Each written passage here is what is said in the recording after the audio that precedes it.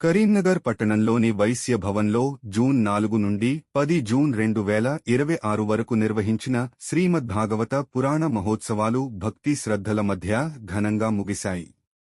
7 రోజుల పాటు కొనసాగిన ఈ ఆధ్యాత్మిక కార్యక్రమంలో ప్రతిరోజూ భక్తులు పెద్ద సంఖ్యలో పాల్గొని పురాణ ప్రవచనాలను ఆసక్తిగా ఆలకించారు. ప్రముఖ పురాణ వక్త మహేశ్వర శర్మ గారి ప్రవచనాలు భక్తులను ఆధ్యాత్మిక చింతన వైపు నడిపించాయి. ఆయన భాగవతంలోని విశిష్ట అంశాలను సులభ శైలిలో వివరిస్తూ భక్తుల ప్రశంసలు అందుకున్నారు.